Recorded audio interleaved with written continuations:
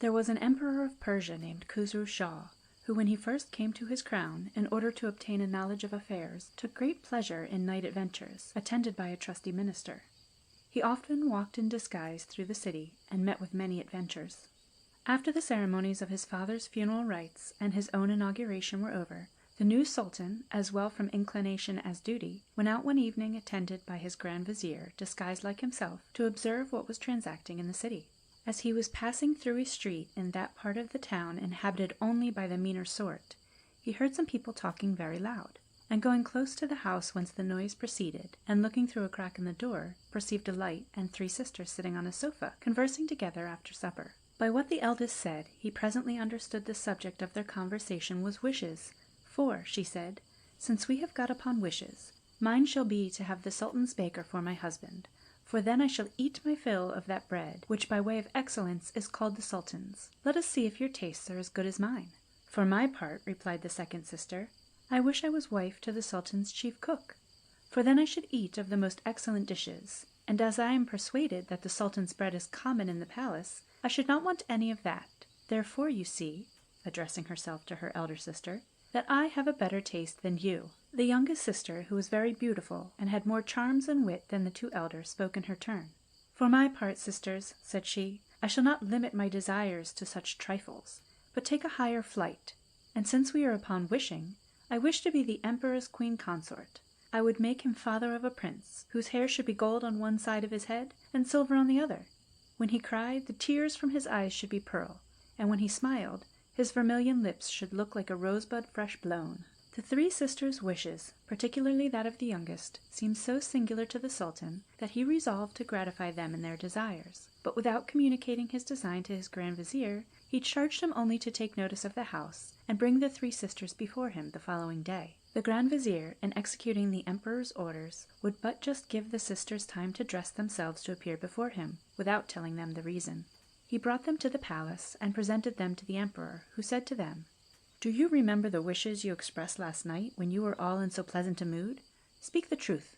I must know what they were. At these unexpected words of the emperor, the 3 sisters were much confounded. They cast down their eyes and blushed, and the color which rose in the cheeks of the youngest quite captivated the emperor's heart.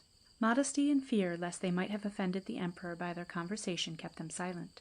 The emperor, perceiving their confusion, said to encourage them, Fear nothing. I did not send for you to distress you, and since I see that is the effect of the question I asked, without my intending it, as I know the wish of each, I will relieve you from your fears.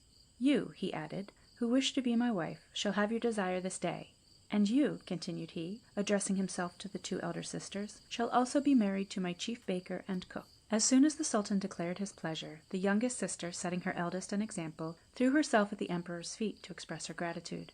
Sir, said she, my wish, since it has come to your majesty's knowledge, was expressed only in the way of conversation and amusement. I am unworthy of the honor you do me, and supplicate your pardon for my presumption. The 2 other sisters would have excused themselves also, but the emperor, interrupting them, said, No, no, it shall be as I have declared. Everyone's wish shall be fulfilled.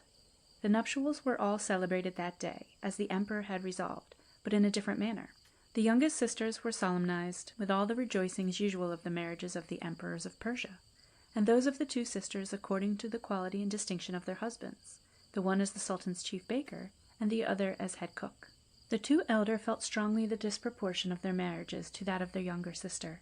This consideration made them far from being content, though they were arrived at the utmost height of their late wishes, and much beyond their hopes. They gave themselves up to an excess of jealousy, which not only disturbed their joy, but was the cause of great troubles and afflictions to the queen consort their younger sister. They had not an opportunity to communicate their thoughts to each other on the preference the emperor had given her, but were altogether employed in preparing themselves for the celebration of their marriages. Some days afterwards, when they had an opportunity of seeing each other at the public baths, the eldest said to the other, Well, what say you to our sister's great fortune? Is not she a fine person to be queen? I must own, said the other sister, I cannot conceive what charms the emperor could discover to be so bewitched by the young gipsy. Was it a reason sufficient for him not to cast his eyes on you, because she was somewhat younger? You were as worthy of his bed, and in justice he ought to have preferred you. Sister, said the elder, I should not have regretted if his majesty had but pitched upon you, but that he should choose that hussy really grieves me. But I will revenge myself, and you, I think, are as much concerned as me, Therefore I propose that we should contrive measures, and act in concert in a common cause. Communicate to me what you think the likeliest way to mortify her, while I, on my side, will inform you what my desire of revenge shall suggest to me." After this wicked agreement, the two sisters saw each other frequently, and consulted how they might disturb and interrupt the happiness of the queen. They proposed a great many ways, but in deliberating about the manner of executing them, found so many difficulties that they durst not attempt them. In the meantime, they often went together to make her visits with a detestable dissimulation, and every time showed her all the marks of affection they could devise, to persuade her how overjoyed they were to have a sister raised to so high a fortune. The queen, on her part, constantly received them with all the demonstrations of esteem they could expect from a sister who was not puffed up with her high dignity, and loved them as cordially as before. Some months after her marriage, the queen found herself to be with child. The emperor expressed great joy, which was communicated to all the court, and spread throughout the empire of Persia. Upon this news the two sisters came to pay their compliments, and proffered their service to deliver her, desiring her, if not provided with a midwife, to accept of them. The queen said to them most obligingly, "Sisters, I should desire nothing more, if it was absolutely in my power to make the choice. I am, however, obliged to you for your goodwill, but must submit to what the emperor shall order on this occasion. Let your husbands employ their friends to make interest, and get some courtier to ask this favor of his majesty. And if he speaks to me about it, be assured that I shall not only express the pleasure he does me, but thank him for making choice of you." The two husbands applied themselves to some courtiers, their patrons, and begged of them to use their interest to procure their wives the honor they aspired to. Those patrons exerted themselves so much in their behalf that the emperor promised them to consider of the matter, and was as good as his word. For in conversation with the queen he told her that he thought her sisters were the most proper persons to assist her in her labor, but would not name them before he had asked her consent. The queen, sensible of the deference the emperor so obligingly paid her, said to him, "Sir, I was prepared to do as your majesty might please to command, but since you have been so kind as to think of my sisters, I thank you for the regard you have shown them for my sake, and therefore I shall not dissemble that I had rather have them than strangers." The emperor named the queen's two sisters to be her midwives, and from that time they went frequently to the palace, overjoyed at the opportunity they should have of executing the detestable wickedness they had meditated against the queen. When the queen's time was up, she safely delivered of a young prince as bright as the day, but neither his innocence nor beauty could move the cruel hearts of the merciless sisters. They wrapped him up carelessly in his cloths, and put him into a basket, which they abandoned to the stream of a small canal that ran under the queen's apartment, and declared that she was delivered of a little dead dog which they produced. This disagreeable intelligence was announced to the emperor, who became so angry at the circumstance that he was likely to have occasioned the queen's death, if his grand vizier had not represented to him that he could not, without injustice, make her answerable for the caprices of nature. In the meantime, the basket in which the little prince was exposed was carried by the stream beyond a wall, which bounded the prospect of the queen's apartment, and from thence floated with the current down the gardens. By chance the intendant of the emperor's gardens, one of the principal and most considerable officers of the kingdom, was walking in the garden by the side of this canal, and perceiving a basket floating, called to a gardener who was not far off to bring it to shore, that he might see what it contained. The gardener, with a rake which he had in his hand, drew the basket to the side of the canal, took it up, and gave it to him. The intendant of the gardens was extremely surprised to see in the basket a child, which, though he knew it could be but just born, had very fine features. This officer had been married several years, but though he had always been desirous of having children, heaven had never blessed him with any. This accident interrupted his walk. He made the gardener follow him with the child, and when he came to his own house, which was situated at the entrance into the gardens of the palace, went into his wife's apartment. "Wife," said he, "as we have no children of our own, God has sent us one. I recommend him to you. Provide him a nurse, and take as much care of him as if he were our own son, for from this moment I acknowledge him as such." The intendant's wife received the child with great joy, and took particular pleasure in the care of him. The intendant himself would not inquire too narrowly whence the child came. He saw plainly it came not far off the queen's apartment, but it was not his business to examine too closely into what had passed, nor to create disturbances in a place where peace was so necessary.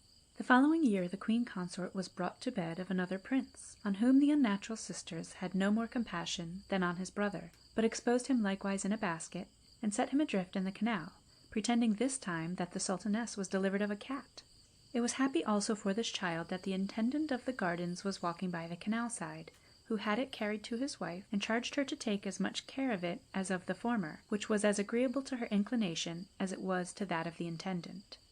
The Emperor of Persia was more enraged this time against the queen than before, and she had felt the effects of his anger if the Grand Vizier's remonstrances had not prevailed. The third time the queen lay in, she was delivered of a princess, which innocent babe underwent the same fate as the princes her brothers. For the two sisters, being determined not to desist from their detestable schemes, till they had seen the queen their younger sister at least cast off, turned out, and humbled, exposed this infant also on the canal. But the princess, as well as the two princes her brothers, was preserved from death by the compassion and charity of the intendant of the gardens. To this inhumanity the two sisters added a lie and deceit as before. They produced a piece of wood, and affirmed it to be a false birth of which the queen had been delivered. Khusru Shah could no longer contain himself. When he was informed of the new extraordinary birth, "What?" he said. "This woman, unworthy of my bed, will fill my palace with monsters if I let her live any longer. No, it shall not be. She is a monster herself, and I must rid the world of her." He pronounced sentence of death, and ordered the Grand Vizier to see it executed. The Grand Vizier and the courtiers who were present cast themselves at the Emperor's feet to beg of him to revoke the sentence. "Your Majesty, I hope, will give me leave," said the Grand Vizier, "to represent to you that the laws which condemn persons to death were made to punish crimes. The 3 extraordinary labors of the Queen are not crimes, for in what can she be said to have contributed towards them? Many other women have had, and have the same every day, and are to be pitied, but not punished. Your Majesty may abstain from seeing her, but let her live. The affliction in which she will spend the rest of her life after the loss of your favor will be a punishment sufficiently distressing." The Emperor of Persia considered with himself, and reflecting that it was unjust to condemn the queen to death for what had happened, said, "Let her live then, I will spare her life, but it shall be on this condition, that she shall desire to die more than once every day. Let a wooden shed be built for her at the gate of the principal mosque, with iron bars to the windows, and let her be put into it in the coarsest habit, and every Mussulman that shall go into the mosque to prayers shall spit in her face. If anyone fail, I will have him exposed to the same punishment. And that I may be punctually obeyed, I charge you, Vizier, to appoint persons to see this done." The Emperor pronounced his sentence in such a tone that the Grand Vizier does not further remonstrate, and it was executed to the great satisfaction of the 2 envious sisters. A shed was built, and the queen, truly worthy of compassion, was put into it, and exposed ignominiously to the contempt of the people, which usage, as she did not deserve it, she bore with a patient resignation that excited the admiration as well as the compassion of those who judged of things better than the vulgar. The 2 princes and the princess were, in the meantime, nursed and brought up by the intendant of the gardens and his wife, with all the tenderness of a father and a mother. And as they advanced in age, they all showed marks of superior dignity, but the princess in particular, which discovered itself every day by their docility and inclinations above trifles, different from those of common children, and by a certain air which could only belong to exalted birth. All this increased the affections of the intendant and his wife, who called the eldest Prince Bahman, and the second Perviz, both of them names of the most ancient emperors of Persia, and the princess Parizadeh, which name also had been borne by several queens and princesses of the kingdom. As soon as the 2 princes were old enough, the intendant provided proper masters to teach them to read and write, and the princess their sister, who was often with them, showing a great desire to learn, the intendant, pleased with her quickness, employed the same master to teach her also. Her emulation, vivacity, and piercing wit made her in a little time as great a proficient as her brothers. From that time the brothers and sister had the same masters in geography, poetry, history, and even the secret sciences, and made so wonderful a progress that their tutors were amazed, and frankly owned that they could teach them no farther. At the hours of recreation the princess learned to sing and play upon all sorts of instruments, and when the princes were learning to ride, she would not permit them to have an advantage over her, but went through all the exercises with them, learning to ride also, to bend the bow, and dart the reed or javelin, and oftentimes outdid them in the race, and other contests of agility. The intendant of the gardens was so overjoyed to find his adopted children so accomplished in all the perfections of body and mind, and that they so well requited the expense he had been at in their education, that he resolved to be at a still greater, for as he had till then been content only with his lodge at the entrance of the garden, and kept no country house, he purchased a country seat at a short distance from the city, surrounded by a large tract of arable land, meadows, and woods. As the house was not sufficiently handsome nor convenient, he pulled it down, and spared no expense in building a mansion more magnificent. He went every day to hasten by his presence the great number of workmen he employed, and as soon as there was an apartment ready to receive him, passed several days together there when his presence was not necessary at court. And by the same exertions the interior was furnished in the richest manner, answerably to the magnificence of the edifice. Afterwards he made gardens, according to a plan drawn by himself. He took in a large extent of ground, which he walled round and stocked with fallow deer, that the princes and princess might divert themselves with hunting when they chose. When this country seat was finished and fit for habitation, the intendant of the gardens went and cast himself at the emperor's feet, and after representing how long he had served, and the infirmities of age which he found growing upon him, begged he would permit him to resign his charge into his majesty's disposal and retire. The emperor gave him leave, with the more pleasure because he was satisfied with his long services, both in his father's reign and his own, and when he granted it, asked what he should do to recompense him. "Sir," replied the intendant of the gardens, "I have received so many obligations from your majesty and the late emperor your father of happy memory, that I desire no more than the honor of dying in your favor." He took his leave of the emperor and retired with the 2 princes and the princess to the country retreat he had built. His wife had been dead some years, and he himself had not lived above 6 months with them before he was surprised by so sudden a death, that he had not time to give them the least account of the manner in which he had discovered them.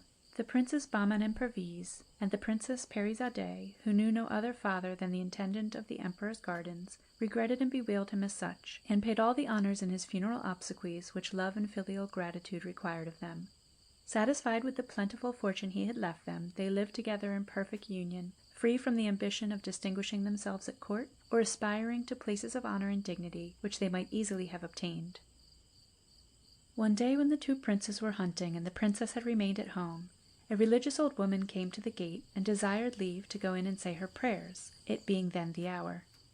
The servants asked the princess's permission, who ordered them to show her into the oratory, which the intendant of the emperor's gardens had taken care to fit up in his house for want of a mosque in the neighborhood.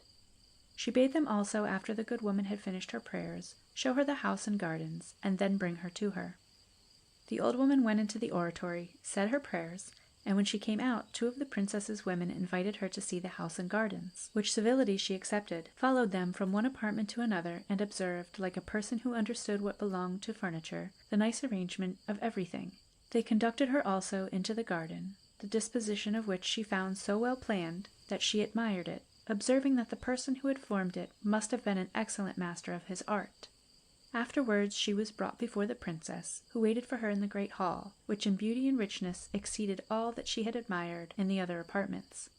As soon as the princess saw the devout woman, she said to her, "My good mother, come near and sit down by me. I am overjoyed at the happiness of having the opportunity of profiting from some moments by the good example and conversation of such a person as you, who have taken the right way by dedicating yourself to the service of God. I wish everyone were as wise." The devout woman, instead of sitting on a sofa, would only sit upon the edge of one. The princess would not permit her to do so, but rising from her seat, and taking her by the hand, obliged her to come and sit by her. The good woman, sensible of the civility, said, "Madam, I ought not to have so much respect shown me, but since you command, and are mistress of your own house, I will obey you." When she had seated herself, before they entered into any conversation, one of the princess's women brought a little low stand of mother-of-pearl and ebony, with a china dish full of cakes upon it, and many others set around it, full of fruits in season, and wet and dry sweetmeats. The princess took up one of the cakes, and presenting her with it, said, "Eat, good mother, and make choice of what you like best. You had need to eat after coming so far." "Madam," replied the good woman, "I am not used to eat such delicacies, but will not refuse what God has sent me by so liberal a hand as yours." While the devout woman was eating, the princess ate a little too, to bear her company, and asked her many questions upon the exercise of devotion which she practiced, and how she lived. All which she answered with great modesty. Talking of several things, at last she asked her what she thought of the house, and how she liked it. "Madam," answered the devout woman, "I must certainly have very bad taste to disapprove anything in it, since it is beautiful, regular, and magnificently furnished with exactness and judgment, and all its ornaments adjusted in the best manner. Its situation is an agreeable spot, and no garden can be more delightful, but yet if you will give me leave to speak my mind freely, I will take the liberty to tell you that this house would be incomparable if it had 3 things which are wanting to complete it." "My good mother," replied the Princess Parizadeh, What are those? I conjure you, in God's name, to tell me what they are. I will spare nothing to get them, if it be possible."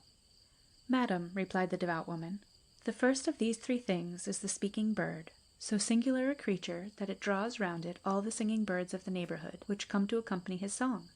The second is the singing tree, the leaves of which are so many mouths, which form a harmonious concert of different voices and never cease. The third is the yellow water of a gold color, a single drop of which being poured into a vessel properly prepared, it increases so as to fill it immediately, and rises up in the middle like a fountain, which continually plays, and yet the basin never overflows."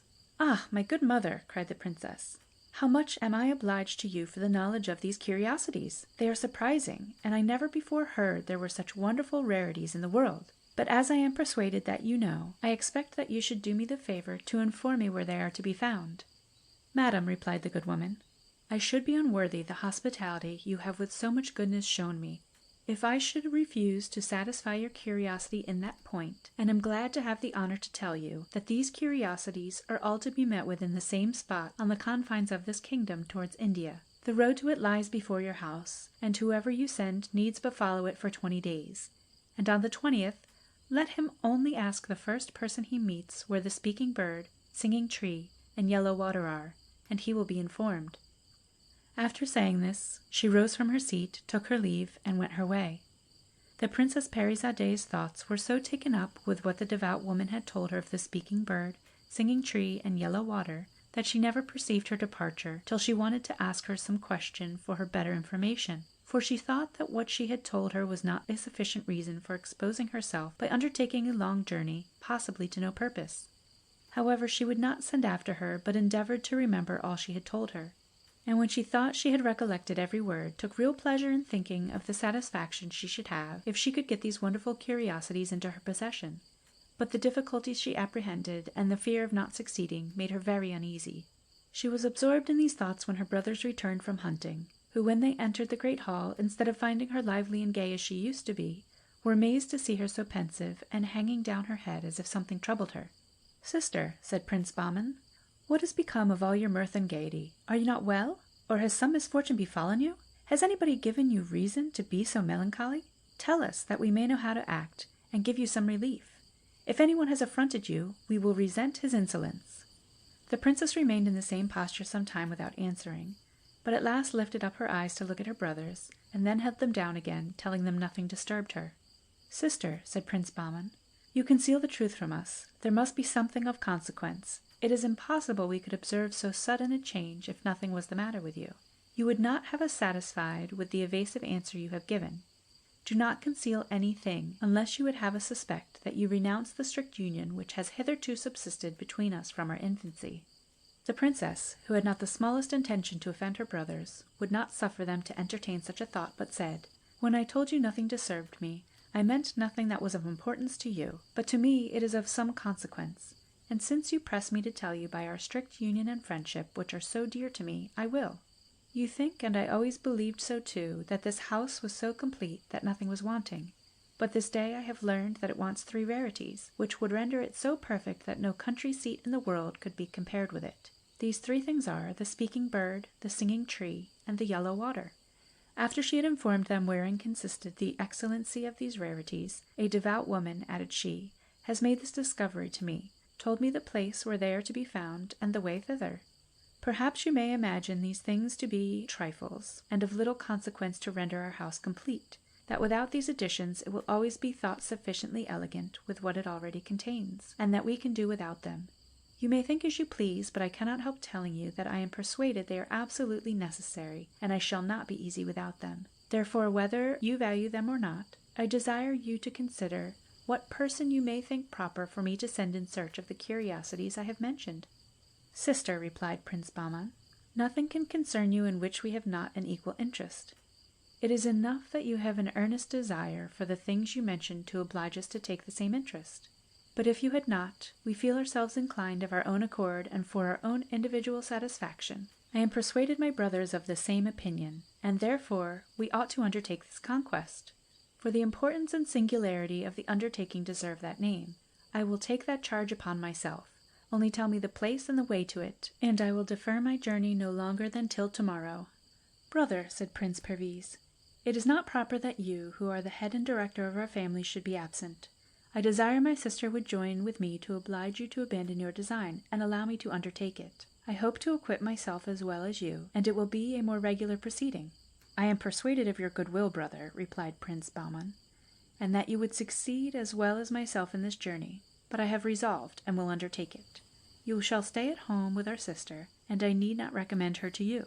He spent the remainder of the day in making preparations for his journey, and informing himself from the princess of the directions which the devout woman had left her. The next morning Bahman mounted his horse, and Perviz and the princess embraced, and wished him a good journey. But in the midst of their adieus, the princess recollected what she had not thought of before. "Brother," said she, "I had quite forgotten the accidents which attend travellers. Who knows whether I shall ever see you again? Alight, I beseech you, and give up this journey. I would rather be deprived of the sight and possession of the speaking bird, singing tree, and yellow water, than run the risk of never seeing you more." "Sister," replied Bahman, smiling at the sudden fears of the princess, "my resolution is fixed. But were it not, I should determine upon it now, and you must allow me to execute it. The accidents you speak of befall only those who are unfortunate, but there are more who are not so. However, as events are uncertain, and I may fail in this undertaking, all I can do is to leave you this knife." Bahman, pulling a knife from his vestband and presenting it in the sheath to the princess, said, "Take this knife, sister, and give yourself the trouble sometimes to pull it out of the sheath. While you see it clean as it is now, it will be a sign that I am alive. But if you find it stained with blood, then you may believe me dead, and indulge me with your prayers." The princess could obtain nothing more of Bahman. He bade adieu to her and Prince Perviz for the last time, and rode away. When he got into the road, he never turned to the right hand nor the left, but went directly forward towards India. The 20th day he perceived on the roadside a hideous old man, who sat under a tree some small distance from a thatched house, which was his retreat from the weather. His eyebrows were as white as snow, as was also the hair of his head. His whiskers covered his mouth, and his beard and hair reached down to his feet. The nails of his hands and feet were grown to an extensive length. A flat-brought umbrella covered his head. He had no clothes, but only a mat thrown round his body. This old man was a dervish, for many years retired from the world to give himself up entirely to the service of God, so that at last he became what we have described. Prince Bahman, who had been all that morning very attentive to see if he could meet with anybody who could give him information of the place he was in search of, stopped when he came near the dervish, alighted, in conformity to the directions which the devout woman had given the Princess Parizadeh, and leading his horse by the bridle, advanced towards him, and saluting him said, "God prolong your days, good father, and grant you the accomplishment of your desires." The dervish returned the prince's salutation, but so unintelligibly that he could not understand one word he said. Prince Bahman, perceiving that this difficulty proceeded from the dervish's whiskers hanging over his mouth, and unwilling to go any farther without the instructions he wanted, pulled out a pair of scissors he had about him, and having tied his horse to a branch of the tree, said, "Good dervish, I want to have some talk with you, but your whiskers prevent my understanding what you say, and if you will consent, I will cut off some part of them, and of your eyebrows, which disfigure you so much that you look more like a bear than a man." The dervish did not oppose the offer, and when the prince had cut off as much hair as he thought fit, he perceived that the dervish had a good complexion, and that he did not seem so old as he really was. "Good dervish," said he, "if I had a glass, I would show you how young you look. You are now a man, but before nobody could tell what you were." The kind behavior of Prince Bahman made the dervish smile and return his compliment. "Sir," said he, "whoever you are, I am obliged by the good office you have performed, and am ready to show my gratitude by doing anything in my power for you. You must have alighted here upon some account or other. Tell me what it is, and I will endeavor to serve you." "Good dervish," replied Prince Bahman, "I am in search of the speaking bird, the singing tree, and the yellow water. I know these three rarities are not far from hence, but cannot tell exactly the place where they are to be found. If you know, I conjure you to show me the way, that I may not lose my labor after so long a journey." The prince, while he spoke, observed that the dervish changed countenance, held down his eyes, looked very serious, and instead of making any reply remained silent, which obliged him to say to him again, "Good father, I fancy you heard me. Tell me whether you know what I ask you, that I may not lose my time, but inform myself somewhere else." At last the dervish broke silence. "Sir," said he to Prince Bahman, I know the way you ask of me, but the regard which I conceived for you the first moment I saw you, and which has grown stronger by the service you have done me, kept me in suspense whether I should give you the satisfaction you desire." "What motive can hinder you?" replied the prince, "and what difficulties do you find in so doing?" "I will tell you," replied the dervish. "The danger you are going to expose yourself to is greater than any you suppose. A number of gentlemen of as much bravery and courage as you can possibly possess have passed this way, and asked me the same question. When I had used all my endeavors to persuade them to desist, they would not believe me. At last I yielded to their importunities. I was compelled to show them the way, and I can assure you they have all perished, for I have not seen one come back. Therefore, if you have any regard for your life, take my advice, go no farther, but return home." Prince Bahman persisted in his resolution. "I will not suppose," said he to the dervish, "but that your advice is sincere. I am obliged to you for the friendship you express for me, but whatever may be the danger, nothing shall make me change my intention. Whoever attacks me, I am well armed, and can say I am as brave as anyone. But they who will attack you are not to be seen," replied the dervish. "How will you defend yourself against invisible persons?" "It is no matter," answered the prince. "All you say shall not persuade me to do anything contrary to my duty. Since you know the way, I conjure you once more to inform me." When the dervish found he could not prevail upon Prince Bahman, and that he was obstinately bent to pursue his journey notwithstanding his friendly remonstrance, he put his hand into a bag that lay by him and pulled out a bowl, which he presented to him. "Since I cannot prevail on you to attend to my advice," said he, "take this bowl. When you are on horseback, throw it before you, and follow it to the foot of a mountain, where it will stop. As soon as the bowl stops, alight, leave your horse with the bridle over his neck, and he will stand in the same place till you return. As you ascend, you will see on your right and left a great number of large black stones, and will hear on all sides a confusion of voices, which will utter 1,000 injurious abuses to discourage you and prevent you reaching the summit of the mountain. Be not afraid, but above all things do not turn your head to look behind you, for in that instant you will be changed into such a black stone as those you see, which are all youths who have failed in this enterprise. If you escape the danger of which I give you but a faint idea, and get to the top of the mountain, you will see a cage, and in that cage is the bird you seek. Ask him which are the singing tree and the yellow water, and he will tell you. I have nothing more to say. This is what you have to do, and the danger you have to avoid. But if you are prudent, you will take my advice and not expose your life. Consider once more, while you have time, that the difficulty is almost insuperable." "I am obliged to you for your repeated advice," replied Prince Bahman after he received the bowl, "but cannot follow it. However, I will endeavor to conform myself to that part of it which bids me not look behind me as I shall ascend the mountain, and I hope to come and see you again soon, and thank you when I have obtained what I am seeking." After these words, to which the dervish made no answer other than that he should be overjoyed to see him again, the prince mounted his horse, took his leave of the dervish with a respectful salute, and threw the bowl before him. The bowl rolled away unceasingly, with as much swiftness as when Prince Bahman first hurled it from his hand, which obliged him to put his horse to the same pace to avoid losing sight of it, and when it had reached the foot of the mountain it stopped. The prince alighted from his horse, laid the bridle on his neck, and having first surveyed the mountain and seen the black stones, began to ascend, but had not gone 4 steps before he heard the voices mentioned by the dervish, though he could see nobody. Some said, "Where is that fool going? Where is he going? What would he have? Do not let him pass." Others, "Stop him, catch him, kill him." And others, with a voice like thunder, "Thief, assassin, murderer," while some in a gibing tone cried, "No, no, do not hurt him. Let the pretty fellow pass. The cage and the bird are kept for him." Notwithstanding all these troublesome voices, Prince Bahman ascended with courage and resolution for some time, but the voices redoubled with so loud a din near him, both behind and before, that at last he was seized with dread, his legs trembled under him, he staggered, and finding that his strength failed him, he forgot the dervish's advice, turned about to run down the hill, and was that instant changed into a black stone, a metamorphosis which had happened to many before him who had attempted the ascent. His horse likewise underwent the same change.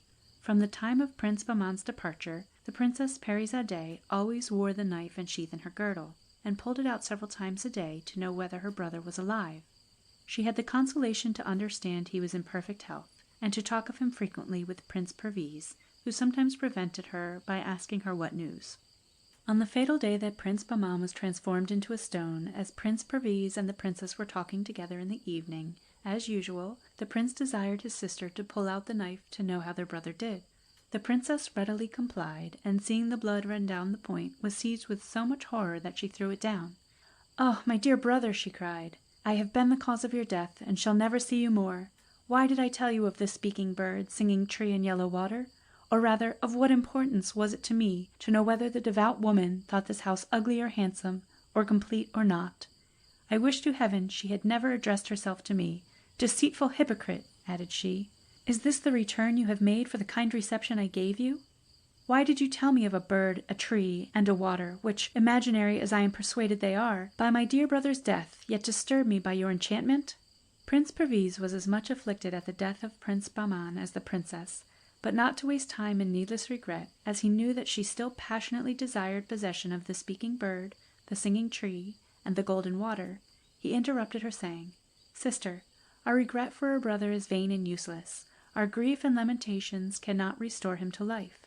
It is the will of God, we must submit to it, and adore the decrees of the Almighty without searching into them.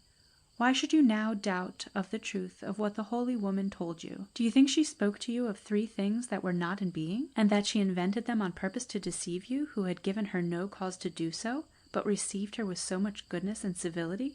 Let us rather believe that our brother's death is owing to some error on his part, or some accident which we cannot conceive. It ought not, therefore, prevent us from pursuing our object. I offered to go this journey, and am now more resolved than ever. His example has no effect upon my resolution. Tomorrow I will depart." The princess did all she could to dissuade Prince Perviz, conjuring him not to expose her to the danger of losing 2 brothers, but he was obstinate, and all the remonstrances she could urge had no effect upon him.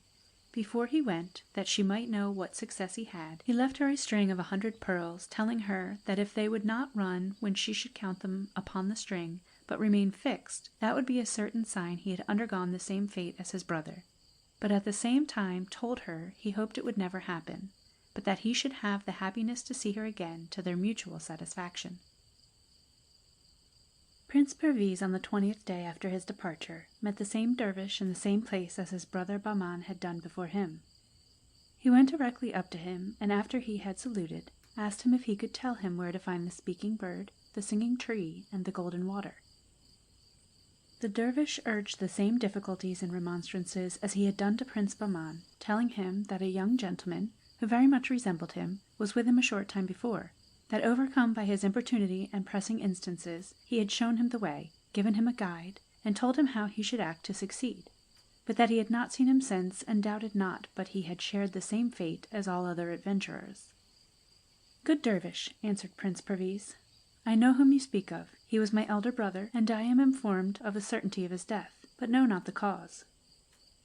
"I can tell you," replied the dervish. "He was changed into a black stone, as all I speak of have been, and you must expect the same transformation, unless you observe more exactly than he has done the advice I gave him, in case you persist in your resolution, which I once more entreat you to renounce." "Dervish," said Prince Perviz, "I cannot sufficiently express how much I am obliged for the concern you take in my life, who am a stranger to you, and have done nothing to deserve your kindness. But I thoroughly considered this enterprise before I undertook it, and I cannot now relinquish it. Therefore, I beg of you to do me the same favor you have done my brother. Perhaps I may have better success in following your directions." "Since I cannot prevail with you," said the dervish, "to give up your obstinate resolution, if my age did not prevent me, and I could stand, I would get up to reach you a bowl I have here, which will show you the way." Without giving the dervish time to say more, the prince alighted from his horse, and went to the dervish, who had taken a bowl out of his bag, in which he had a great many, and gave it him, with the same directions he had given Prince Bahman, and after warning him not to be discouraged by the voices he should hear without seeing anybody, however threatening they might be, but to continue his way up the hill till he saw the cage and bird, he let him depart. Prince Perviz thanked the dervish, and when he had remounted and taken leave, threw the bowl before his horse, and spurring him at the same time followed it. When the bowl came to the bottom of the hill it stopped. The prince alighted, and stood some time to recollect the dervish's directions. He encouraged himself and began to walk up with a resolution to reach the summit.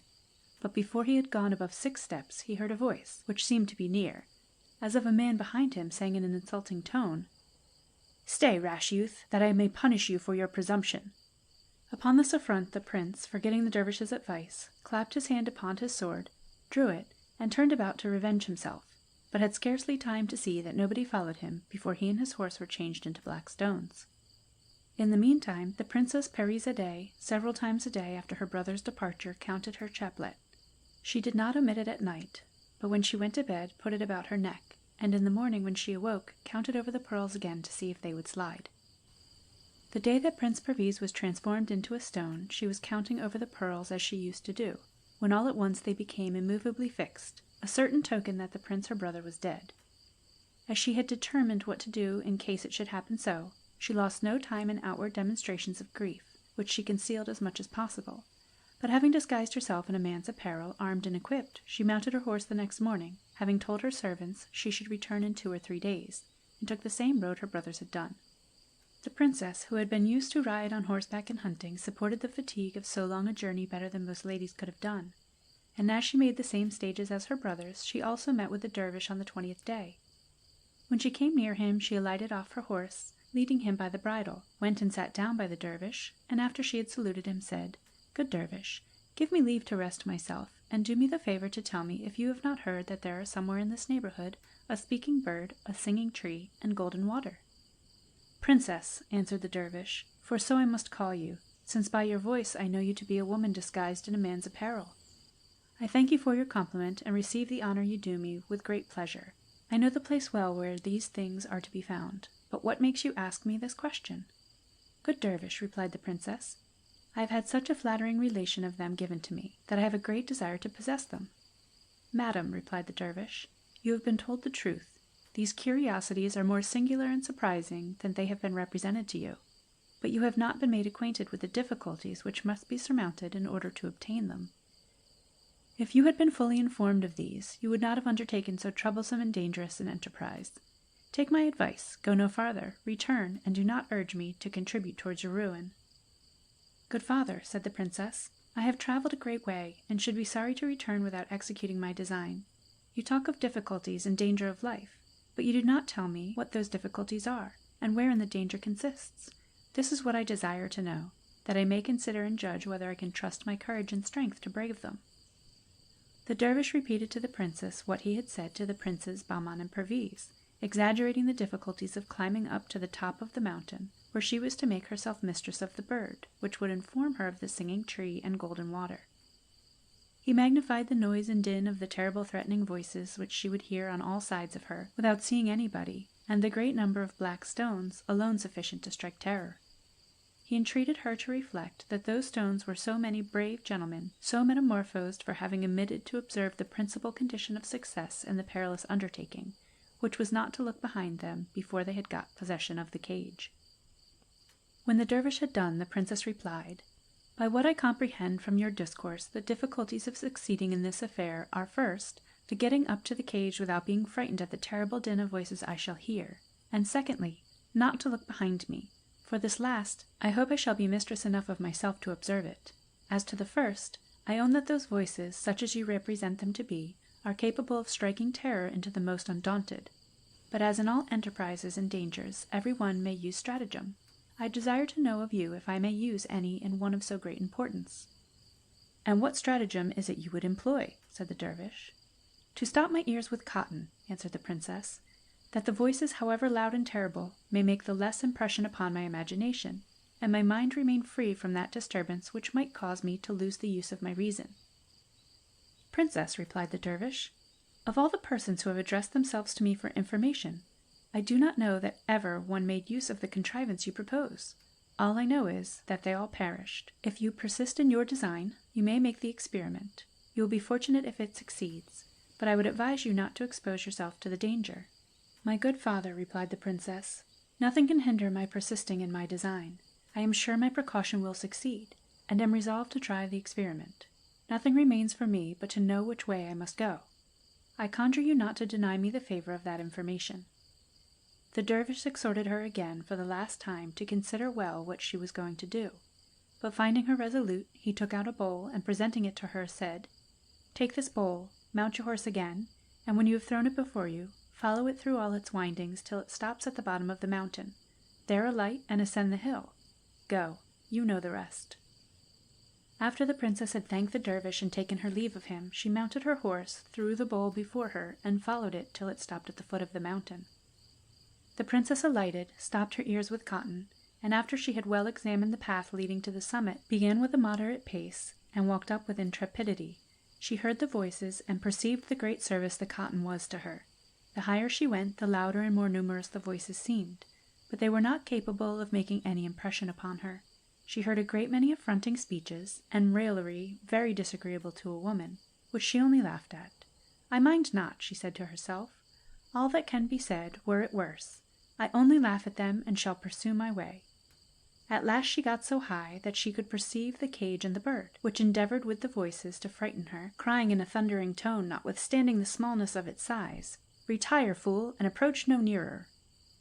The princess, encouraged by this object, redoubled her speed, and by effort gained the summit of the mountain, where the ground was level. Then, running directly to the cage and clapping her hand upon it, cried, "Bird, I have you, and you shall not escape me." While Parizade was pulling the cotton out of her ears, the bird said to her, "Heroic princess, be not angry with me for joining with those who exerted themselves to preserve my liberty. Though in a cage, I was content with my condition. But since I am destined to be a slave, I would rather be yours than any other person's, since you have obtained me so courageously. From this instant I swear inviolable fidelity, and an entire submission to all your commands. I know who you are, you do not, but the time will come when I shall do you essential service, which I hope you will think yourself obliged to me for. As a proof of my sincerity, tell me what you desire, and I am ready to obey you." The princess's joy was the more inexpressible because the conquest she had made had cost her the lives of 2 beloved brothers, and given her more trouble and danger than she could have imagined, notwithstanding what the dervish had represented to her. "Bird," said she, "it was my intention to have told you that I wish for many things which are of importance, but I am overjoyed that you have shown your goodwill and prevented me. I have been told that there is not far off a golden water, the property of which is very wonderful. Before all things, I ask you tell me where it is." The bird showed her the place, which was just by, and she went and filled a little silver flagon which she had brought with her. She returned to the bird and said, "Bird, this is not enough. I want also the singing tree. Tell me where it is." "Turn about," said the bird, "and you will see behind you a wood, where you will find this tree." The princess went into the wood, and by the harmonious concert she heard, soon knew the tree among many others. But it was very large and high. She came back to the bird and said to it, "Bird, I have found the singing tree, but I can neither pull it up by the roots nor carry it." The bird replied, "It is not necessary that you should take it up by the roots. It will be sufficient to break off a branch and carry it to plant in your garden. It will take root as soon as it is put into the earth, and in a little time will grow to as fine a tree as that you have seen."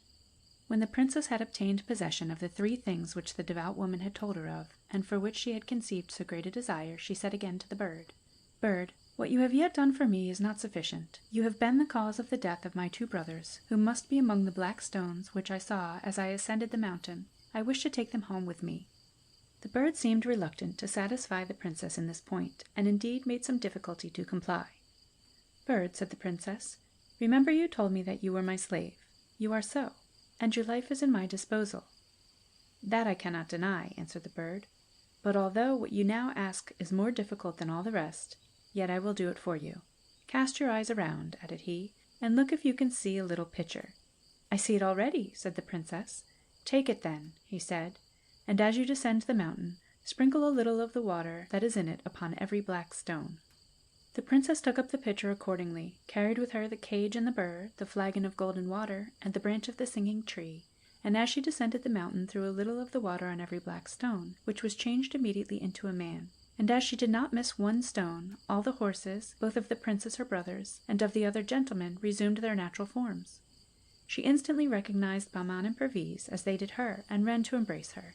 She returned their embraces and expressed her amazement. "What do you here, my dear brothers?" said she. They told her they had been asleep. "Yes," she replied, "and if it had not been for me, perhaps you might have slept till the day of judgment. Do not you remember that you came to fetch the speaking bird, the singing tree, and the yellow water? And did you not see, as you came along, the place covered with black stones? Look and see if there be any now."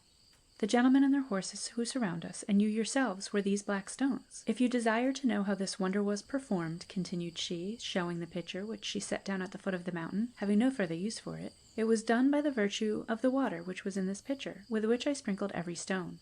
After I had made the speaking bird, which you see in this cage, my slave, by his directions I found out the singing tree, a branch of which I now have in my hand, and the yellow water, which this flagon is filled with. But being still unwilling to return without taking you with me, I constrained the bird by the power I had over him to afford me the means. He told me where to find this pitcher, and the use I was to make of it. The Princes Bahman and Perviz learned by this relation the obligation they had to the princess their sister, as did all the other gentlemen who were collected around, and expressed to the princess that far from envying her happiness in the conquest she had made, and which they had all aspired to, they thought they could not any otherwise acknowledge the favor she had done them, or better express their gratitude to her for restoring them to life again, than by declaring themselves all her slaves, and that they were ready to obey her in whatever she should command. Gentlemen, replied the princess, if you had given any attention to my words, you might have observed that I had no other intention in what I have done than to recover my brothers. Therefore, if you have received any benefit, you owe me no obligation, and I have no further share in your compliment than your politeness towards me, for which I return you my thanks. In other respects, I regard each of you individually as free as you were before your misfortunes, and I rejoice with you all the happiness which has accrued to you by my means. Let us, however, stay no longer in a place where we have nothing to detain us, but mount our horses and return to our respective homes. The princess took her horse, which stood in the place where she had left him. Before she mounted, Prince Bahman desired her to give him the cage to carry. Brother, replied the princess, the bird is my slave, and I will carry him myself. If you will take the pains to carry the branch of the singing tree, there it is. Only hold the cage while I get on horseback. When she had mounted her horse, and Prince Bahman had given her the cage, she turned about and said to Prince Perviz, I leave the flagon of golden water to your care, if it will not be too much trouble for you to carry it. Prince Perviz took charge of it with pleasure.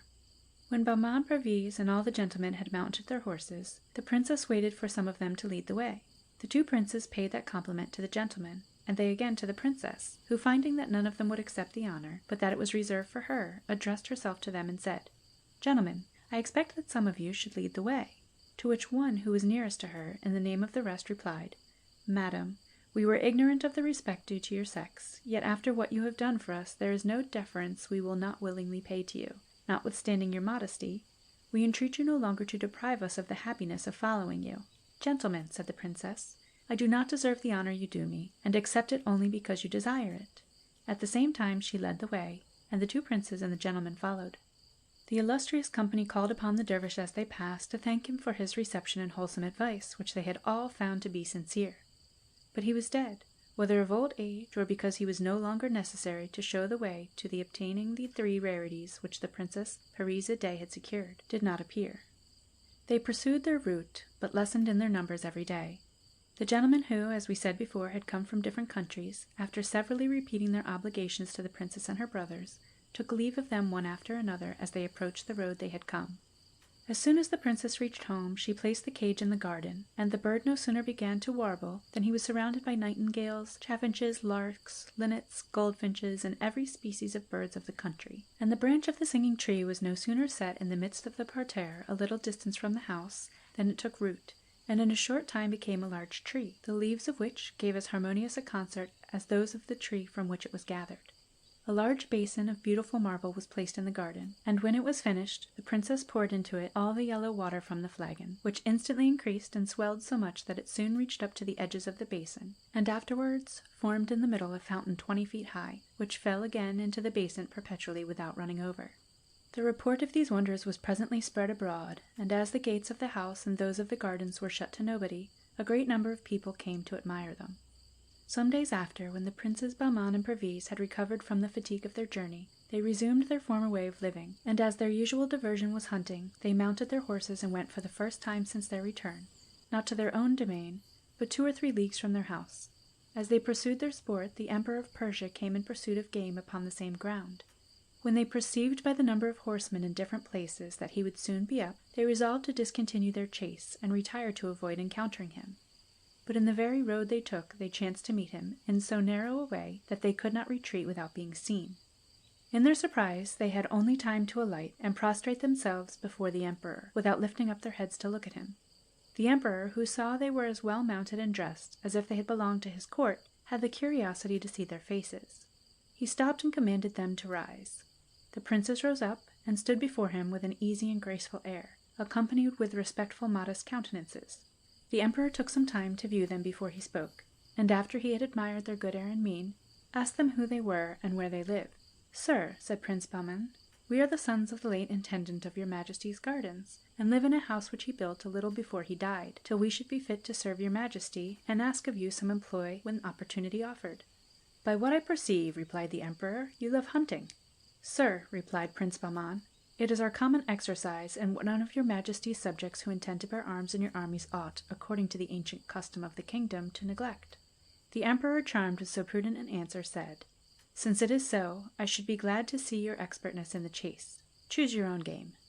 The princes mounted their horses again and followed the emperor, but had not gone far before they saw many wild beasts together. Prince Bahman chose a lion, and Prince Perviz a bear, and pursued them with so much intrepidity that the emperor was surprised. They came up with their game nearly at the same time, and darted their javelins with so much skill and address that they pierced, the one the lion, and the other the bear, so effectually that the emperor saw them fall one after the other. Immediately afterwards Prince Bahman pursued another bear, and Prince Perviz another lion, and killed them in a short time, and would have beaten out for fresh game, but the emperor would not let them, and sent them to come to him. When they approached, he said, "If I would have given you leave, you would have soon destroyed all my game, but it is not that which I would preserve, but your persons, for I am so well assured your bravery may one time or other be serviceable to me, that from this moment your lives will always be dear to me." The emperor, in short, conceived so great a kindness for the two princes that he invited them immediately to make him a visit, to which Prince Bahman replied, "Your Majesty does us an honor we do not deserve, and we beg you will excuse us." The emperor, who could not comprehend what reason the princes could have to refuse this token of his favor, pressed them to tell him why they excused themselves. "Sir," said Prince Bahman, "we have a sister younger than ourselves, with whom we live in such perfect union that we undertake nothing before we consult her, nor she anything without asking our advice." "I commend your brotherly affection," answered the emperor. "Consult your sister, meet me here tomorrow, and give me an answer." The princes went home, but neglected to speak of their adventure in meeting the emperor and hunting with him, and also of the honor he had done them by asking them to go home with him, yet did not the next morning fail to meet him at the place appointed. "Well," said the emperor, "have you spoken to your sister? And has she consented to the pleasure I expect of seeing you?" The two princes looked at each other and blushed. "Sir," said Bahman, "we beg your Majesty to excuse us, for both my brother and I forgot." "Then remember today," replied the emperor, "and be sure to bring me an answer tomorrow." The princes were guilty of the same fault a second time, and the emperor was so good-natured as to forgive their negligence, but to prevent their forgetfulness the third time, he pulled 3 golden balls out of a purse and put them into Prince Bahman's bosom. "These balls," said he, smiling, "will prevent your forgetting a third time what I wish you to do for my sake, since the noise they will make by falling on the floor when you undress will remind you, if you do not recollect it before." The event happened just as the emperor foresaw, and without these balls the princes had not thought of speaking to their sister of this affair. For as Prince Bahman unloosened his girdle to go to bed, the balls dropped on the floor, upon which he ran into Prince Perviz's chamber. When both went into the Princess Perizade's apartment, and after they had asked her pardon for coming at so unseasonable a time, they told her all the circumstances of their meeting the emperor. The princess was somewhat surprised at this intelligence. "Your meeting with the emperor," said she, "is happy and honorable, and may in the end be highly advantageous to you, but it is very disagreeable and distrustful to me. It was on my account, I know, you refused the emperor, and I am infinitely obliged to you for doing so. I know by this your affection is equal to my own, since you would rather be guilty of incivility towards the emperor than violate the brotherly union we have sworn to each other. You judge right, for if you had once gone, you would insensibly have been engaged to leave me, to devote yourselves to him. But do you think it an easy matter absolutely to refuse the emperor what he seems so earnestly to desire? Monarchs will be obeyed in their desires, and it may be dangerous to oppose them. Therefore, if to follow my inclination I should dissuade you from showing the complaisance he expects from you, it may expose you to his resentment, and may render myself and you miserable. These are my sentiments, but before we conclude upon anything, let us consult the speaking bird, and hear what he says. He is penetrating, and has promised his assistance in all difficulties." The princess sent for the cage, and after she had related the circumstances to the bird in the presence of her brothers, asked him what they should do in this perplexity. The bird answered, "The princes your brothers must conform to the emperor's pleasure, and in their turn invite him to come and see your house." "But, bird," replied the princess, "my brothers and I love one another, and our friendship is yet undisturbed. Will not this step be injurious to that friendship?" "Not at all," replied the bird. "It will tend rather to cement it." "Then," answered the princess, "the emperor will see me." The bird told her it was necessary he should, and that everything would go better afterwards. Next morning the princes met the emperor hunting, who at as great a distance as he could make himself be heard, asked them if they had remembered to speak to their sister.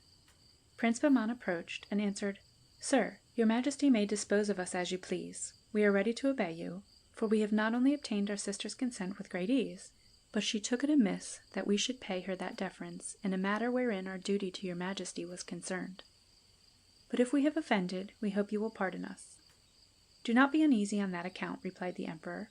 "So far from taking amiss what you have done, I highly approve of your conduct, and hope you will have the same deference and attachment to my person, if I have ever so little share in your friendship."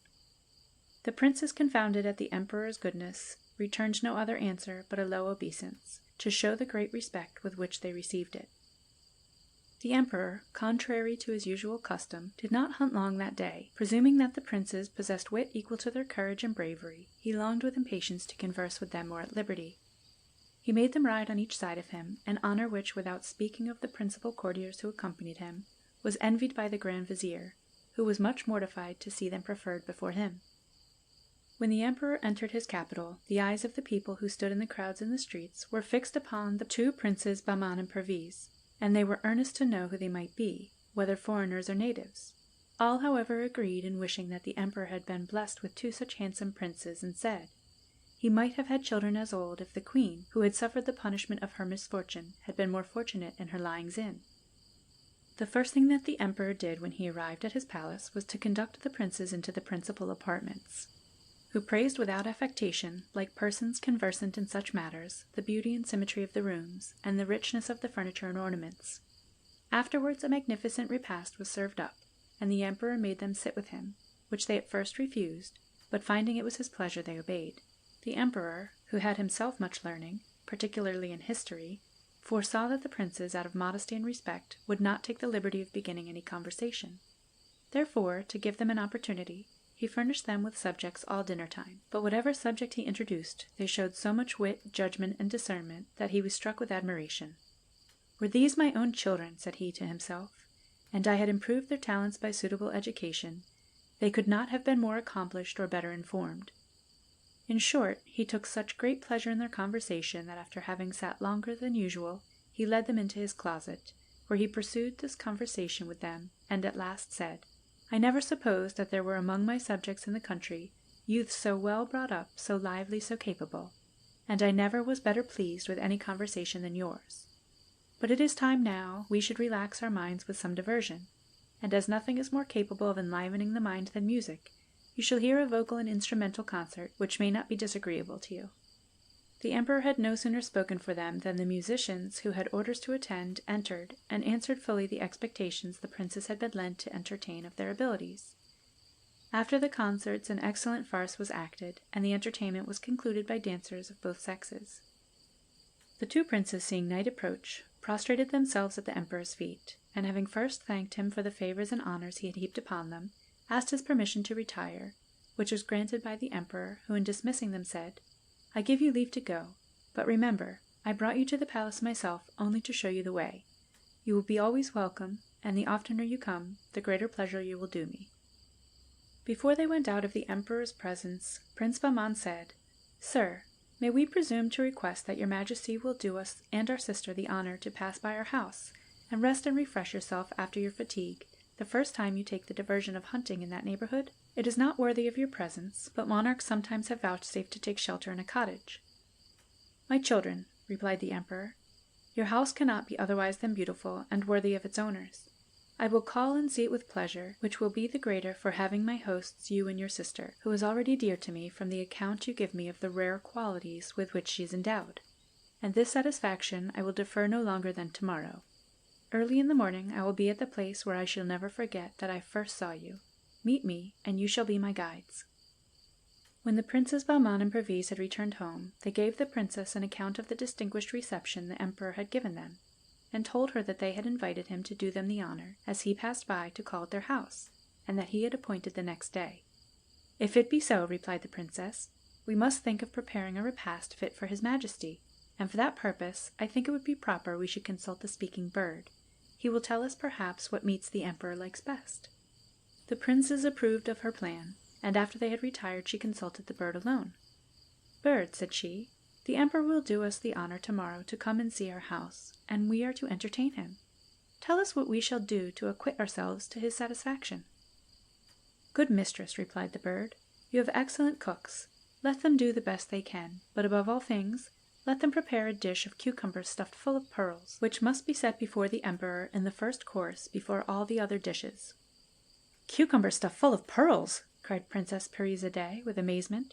"Surely, bird, you do not know what you say. It is an unheard of dish. The emperor may admire it as a piece of magnificence, but he will sit down to eat, not to admire pearls.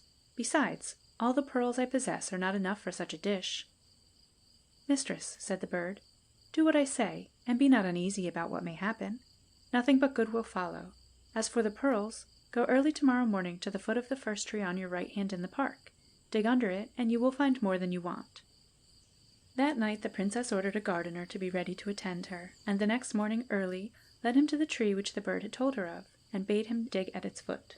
When the gardener came to a certain depth, he found some resistance to the spade, and presently discovered a gold box about a foot square, which he showed the princess. "This," said she, "is what I brought you for. Take care not to injure it with the spade." When the gardener took up the box, he gave it into the princess's hands, who, as it was only fastened with neat little hasps, soon opened it, and found it full of pearls of a moderate size, but equal and fit for the use that was to be made of them. Very well satisfied with having found this treasure, after she had shut the box again, she put it under her arm, and went back into the house, while the gardener threw the earth into the hole at the foot of the tree as it had been before. The princes, Bahman and Perviz, who, as they were dressing themselves in their own apartments, saw the princess, their sister, in the garden earlier than usual, as soon as they could get out, went to her, and met her as she was returning, with a gold box under her arm, which much surprised them. "Sister," said Bahman, "you carried nothing with you when we saw you before with the gardener, and now we see you have a golden box. Is this some treasure found by the gardener, and did he come to tell you of it?" "No, brother," answered the princess. "I took the gardener to the place where this casket was concealed, and showed him where to dig, but you will be more amazed when you see what it contains." The princess opened the box, and when the princes saw that it was full of pearls, which though small were of great value, they asked her how she came to the knowledge of this treasure. "Brothers," said she, "if nothing more pressing calls you elsewhere, come with me and I will tell you." "What more pressing business," said Prince Perviz, "can we have than to be informed of what concerns us so much? We have nothing to do to prevent our attending you." The princess, as they returned to the house, gave them an account of her having consulted the bird, as they had agreed she should, and the answer he had given her, the objection she had raised to preparing the dish of cucumbers stuffed full of pearls, and how he had told her where to find this box. The princes and princess formed many conjectures to penetrate into what the bird could mean by ordering them to prepare such a dish, and after much conversation, though they could not by any means guess at his reason, they nevertheless agreed to follow his advice exactly. As soon as the princess entered the house, she called for the head cook, and after she had given him directions about the entertainment for the emperor, said to him, "Besides all this, you must dress an extraordinary dish for the emperor's own eating, which nobody else must have anything to do with besides yourself. This dish must be of cucumbers stuffed with these pearls." And at the same time she opened him the box, and showed him the pearls. The chief cook, who had never heard of such a dish, started back, and showed his thoughts by his looks, which the princess penetrating said, "I see you take me to be mad to order such a dish, which you have never heard of, and which one may say with certainty was never made. I know this as well as you, but I am not mad, and give you these orders with the most perfect recollection. You must invent and do the best you can, and bring me back what pearls are left." The cook could make no reply, but took the box and retired, and afterwards the princess gave directions to all the domestics to have everything in order, both in the house and gardens, to receive the emperor. Next day the two princes went to the place appointed, and as soon as the Emperor of Persia arrived the chase began, which lasted till the heat of the sun obliged him to leave off.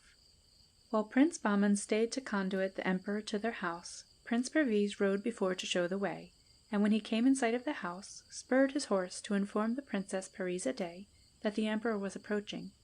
But she had been told by some servants, whom she had placed to give notice, and the prince found her waiting ready to receive him.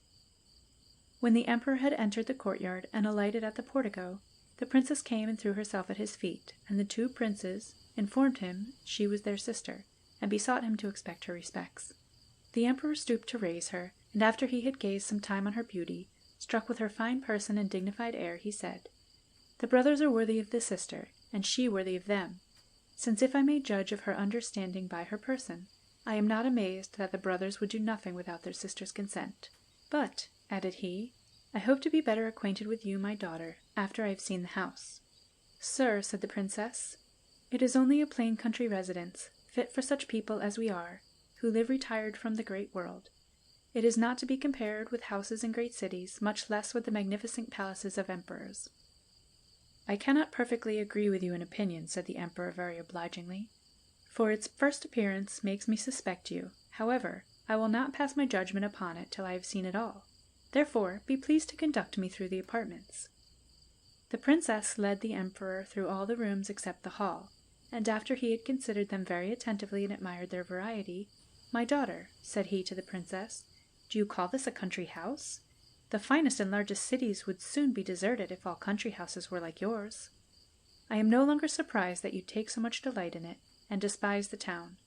Now let me see the garden, which I doubt not is answerable to this house." The princess opened a door which led into the garden, and the first object which presented itself to the emperor's view was the golden fountain. Surprised at so rare an object, he asked from whence that wonderful water, which gave so much pleasure to behold, had been procured. Where was its source, and by what art was it made to play so high, that he thought nothing in the world was to be compared to it? He said he would presently take a nearer view of it. The princess then led him to the spot where the harmonious tree was planted, and there the emperor heard a concert, different from all he had ever heard before, and stopping to see where the musicians were, he could discern nobody far or near, but still distinctly heard the music, which ravished his senses. "My daughter," said he to the princess, "where are the musicians whom I hear? Are they underground, or invisible in the air? Such excellent performers will hazard nothing by being seen. On the contrary, they would please the more." "Sir," answered the princess, smiling, "they are not musicians, but the leaves of the trees your majesty sees before you, which form this concert, and if you will give yourself the trouble to go a little nearer, you will be convinced, and the voices will be the more distinct." The emperor went nearer, and was so charmed with the sweet harmony that he would never have been tired with hearing it, but that his desire to have a nearer view of the fountain of the yellow water forced him away. "Daughter," said he, "tell me, I pray you, whether this wonderful tree was found in your garden by chance, or was it a present made to you, or have you procured it from some foreign country? It must certainly have come from a great distance. Otherwise, curious as I am after natural rarities, I should have heard of it. What name do you call it by?" "Sir," replied the princess, "this tree has no other name than that of the singing tree, and is not a native of this country. It would at present take up too much time to tell your majesty by what adventures it came here. Its history is connected with the yellow water and the speaking bird, which came to me at the same time, and which your majesty may see after you have taken a nearer view of the golden water. But if it be agreeable to your majesty, after you have rested yourself and recovered the fatigue of hunting, which must be the greater because of the sun's intense heat, I will do myself the honor of relating it to you." "My daughter," replied the emperor, "my fatigue is so well recompensed by the wonderful things you have shown me, that I do not feel it the least. I think only of the trouble I give you. Let us finish by seeing the yellow water. I am impatient to see and admire the speaking bird." When the emperor came to the yellow water, his eyes were fixed so steadfastly upon the fountain that he could not take them off. At last, addressing himself to the princess, he said, "As you tell me, daughter, that this water has no spring or communication, I conclude that it is foreign, as well as the singing tree." "Sir," replied the princess, "it is as your majesty conjectures, and to let you know that this water has no communication with any spring, I must inform you that the basin is one entire stone, so that the water cannot come in at the sides or underneath. But what your majesty will think most wonderful is that all of this water proceeded but from one small flagon, emptied into this basin, which increased to the quantity you see by a property peculiar to itself, and formed this fountain." "Well," said the emperor, going from the fountain, "this is enough for one time. I promise myself the pleasure to come and visit it often. But now let us go and see the speaking bird. As he went towards the hall, the emperor perceived a prodigious number of singing birds in the trees around, filling the air with their songs and warblings, and asked why there were so many there and none on the other trees in the garden. "The reason, sir," answered the princess, "is because they come from all parts to accompany the song of the speaking bird, which your majesty may see in a cage in one of the windows of the hall we are approaching. And if you attend, you will perceive that his notes are sweeter than those of any of the other birds, even the nightingale." The emperor went into the hall, and as the bird continued singing, the princess raised her voice and said, "My slave, here is the emperor. Pay your compliments to him." The bird left off singing that instant, when all the other birds ceased also, and it said, "The emperor is welcome. God prosper him and prolong his life." As the entertainment was served on the sofa near the window where the bird was placed, the sultan replied as he was taking his seat, "Bird, I thank you, and am overjoyed to find in you the sultan and king of birds." As soon as the emperor saw the dish of cucumbers set before him, thinking it was stuffed in the best manner, he reached out his hand and took one, but when he cut it, was in extreme surprise to find it stuffed with pearls. "What novelty is this?" said he, "and with what design were these cucumbers stuffed thus with pearls, since pearls are not to be eaten?" He looked at the two princes and princess to ask them the meaning, when the bird, interrupting him, said, "Can your majesty be in such great astonishment at cucumbers stuffed with pearls, which you see with your own eyes, and yet so easily believe that the queen your wife was delivered of a dog, a cat, and a piece of wood?" "I believed these things," replied the emperor, "because the midwives assured me of the facts."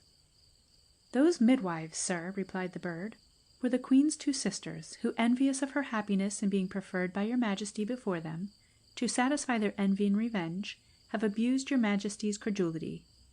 If you interrogate them, they will confess their crime. The two brothers and the sister whom you see before you are your own children, whom they exposed, and who were taken in by the intendant of your gardens, who provided nurses for them and took care of their education." This speech of the bird's presently cleared up the emperor's understanding. "Bird," cried he, "I believe the truth which you discovered to me. The inclination which drew me to them told me plainly they must be my own blood. Come then, my sons, come, my daughter, let me embrace you and give you the first marks of a father's love and tenderness." The emperor then rose, and after having embraced the two princes and the princess, and mingled his tears with theirs, said, "It is not enough, my children. You must embrace each other, not as the children of the intendant of my gardens, to whom I have been so much obliged for preserving your lives, but as my own children, of the royal blood of the monarchs of Persia, whose glory I am persuaded you will maintain." After the two princes and princess had embraced mutually with new satisfaction, the emperor sat down again with them and finished his meal in haste, and when he had done, said, "My children, you see in me your father. Tomorrow I will bring the queen your mother, therefore prepare to receive her." The emperor afterwards mounted his horse and returned with expedition to his capital. The first thing he did, as soon as he had alighted and entered his palace, was to command the grand vizier to seize the queen's two sisters. They were taken from their houses separately, convicted and condemned to be quartered, which sentence was put in execution within an hour.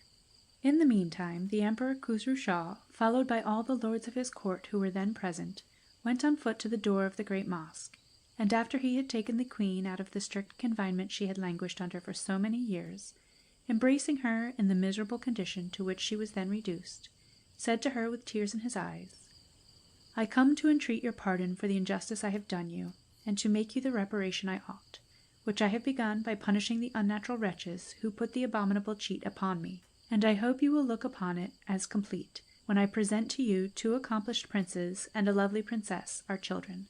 Come and resume your former rank, with all the honors which you are due." All this was done and said before great crowds of people who flocked from all parts at the first news of what was passing, and immediately spread the joyful intelligence through the city. Next morning early, the emperor and the queen, whose mournful, humiliating dress was changed for magnificent robes, went with all their court to the house built by the intendant of the gardens, where the emperor presented the princes Bahman and Perviz, and the princess Parizadeh, to their enraptured mother. "These, much injured wife," said he, "are the two princes your sons, and this princess your daughter. Embrace them with the same tenderness I have done, since they are worthy both of me and you." The tears flowed plentifully down their cheeks at these tender embraces, especially the queen's, from the comfort and joy of having two such princes for her sons, and such a princess for her daughter, on whose account she had so long endured the severest afflictions. The two princes and the princess had prepared a magnificent repast for the emperor and queen and their court. As soon as that was over, the emperor led the queen into the garden, and showed her the harmonious tree and the beautiful effect of the yellow fountain. She had seen the bird in his cage, and the emperor had spared no panegyric in his praise during the repast. When there was nothing to detain the emperor any longer, he took horse, and with the princes Bahman and Perviz on his right hand, and the queen consort and the princess at his left, proceeded and followed by all the officers of his court, according to their rank, returned to his capital. Crowds of people came out to meet them, and with acclamations of joy ushered them into the city, where all eyes were fixed not only upon the queen, the two princes, and the princess, but also upon the bird, which the princess carried before her in his cage, admiring his sweet notes, which had drawn all the other birds about him, which followed him, flying from tree to tree in the country, and from one housetop to another in the city.